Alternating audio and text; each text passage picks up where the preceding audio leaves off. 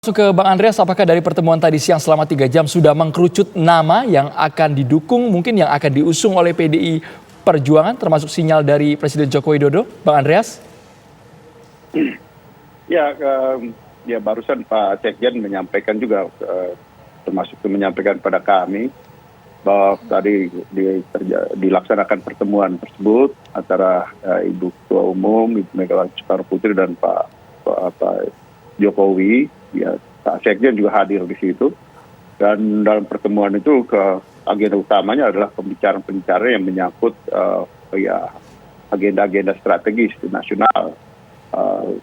Juga yang berkaitan dengan pelaksanaan pemilu, bahwa pemilu itu kita harus laksanakan secara demokratis dan keterlibatan partisipasi masyarakat harus diperhatikan betul. Jadi proses pelaksanaan pemilu ini harus benar-benar berjalan sesuai dengan prinsip-prinsip demokrasi yang kita pegang. Nah itu hal-hal utama yang disampaikan. Sementara kalau soal ya nama dan calon presiden itu saya kira Pak Jokowi, Ibu Ketua Umum juga tahu bahwa wewenang itu ada pada Ketua Umum.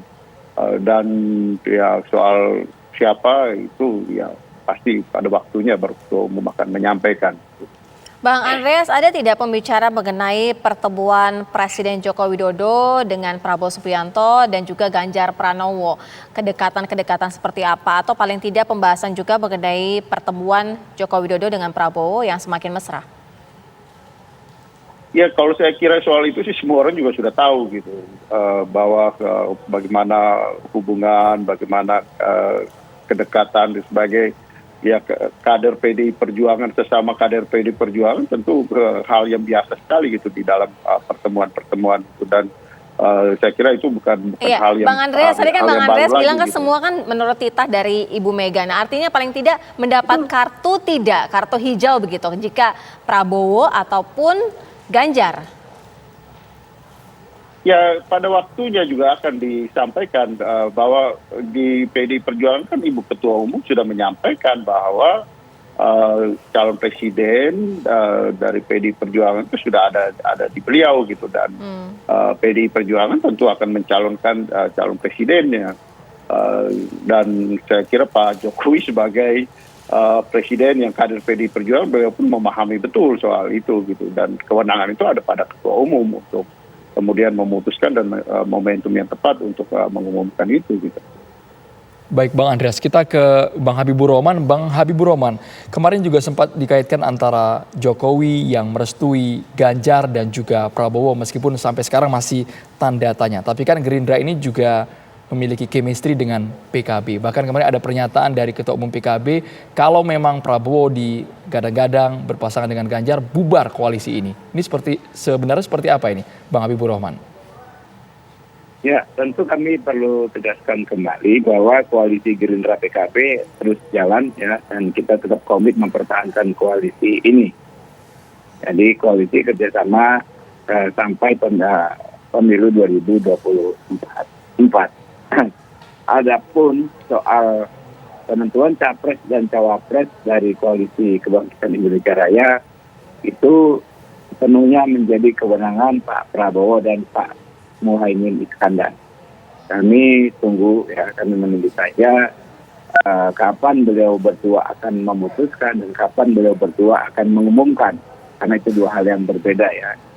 Mungkin sudah diputus tapi belum diumumkan ya, atau memang belum diputus ya sehingga belum bisa diumumkan. Tapi intinya ini koalisi akan terus solid ya, dan beliau berdua akan membahas ya semua perkembangan untuk pada akhirnya menentukan siapa capres dan cawapres dari koalisi Kebangkitan Indonesia Raya.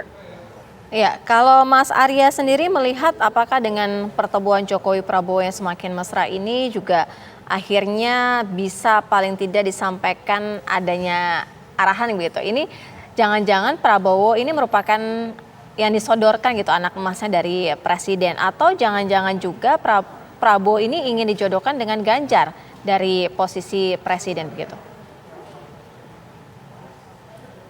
Saya kira memang faktor Jokowi dalam Pilpres ini menjadi faktor penting yang cukup berpengaruh dalam menentukan proses kandidasi dan juga soal hasilnya ya.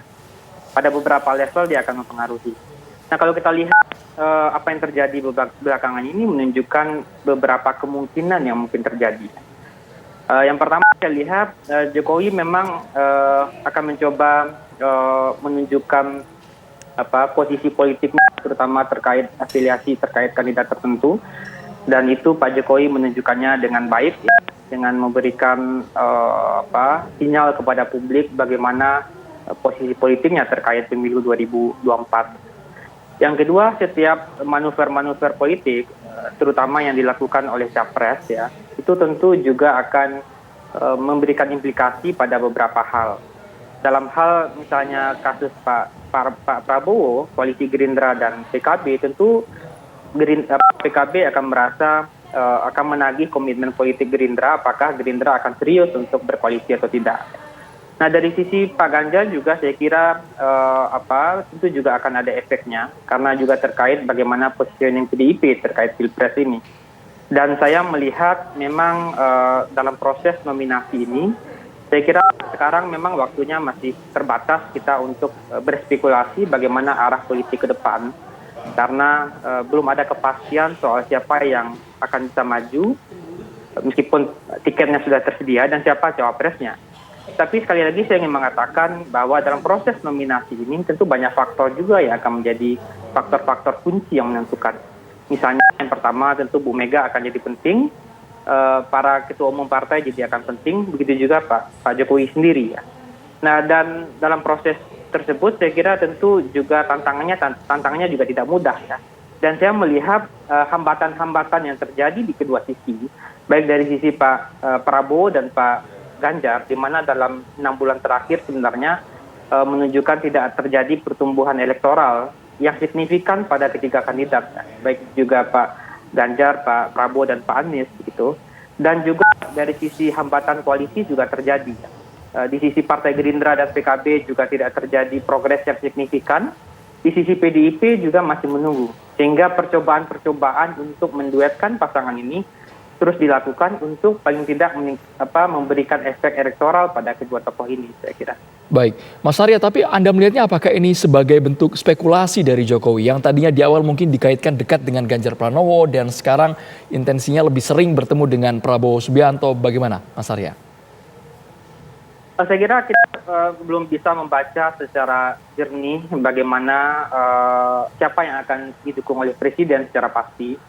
Tapi dalam konteks di mana Presiden belum bisa memastikan siapa yang akan menang dalam Pilpres mendatang, karena kompetisi antar kandidat yang sangat kuat gitu ya, dan potensi terjadi 2 putaran bila diikuti oleh 3 kandidat, saya kira Presiden akan memberikan bobot yang sama, terutama pada Pak Ganjar dan Pak Prabowo ya.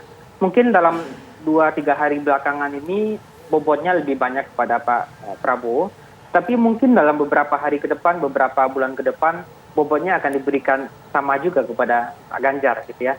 Tapi saya kira Presiden juga menyiapkan alternatif kedua. Alternatif itu bisa menduetkan 2 tokoh ini. Apakah kalau sekarang tentu posisi politiknya lebih kuat Pak Prabowo, karena Pak Prabowo punya tiket yang jelas ya.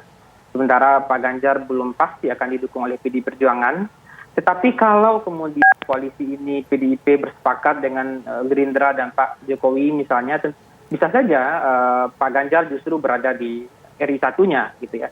Jadi ke depan memang kemungkinan-kemungkinan masih terbuka karena belum ada yang fix, yang pasti soal kandidasi capres ini.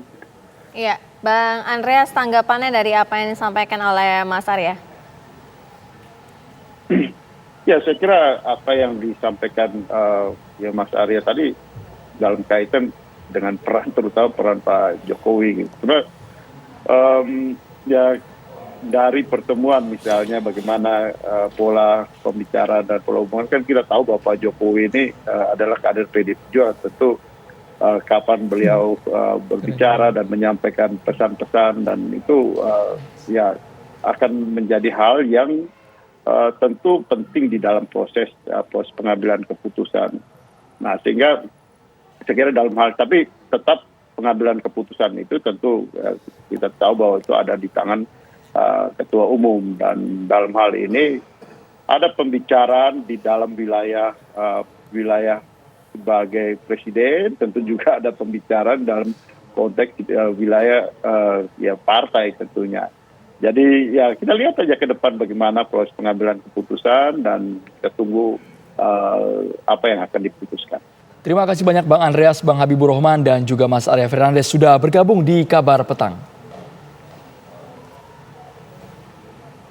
Kabar Petang akan segera kami lanjutkan pemirsa usai kumandang azan maghrib untuk wilayah DKI Jakarta dan sekitarnya berikut ini.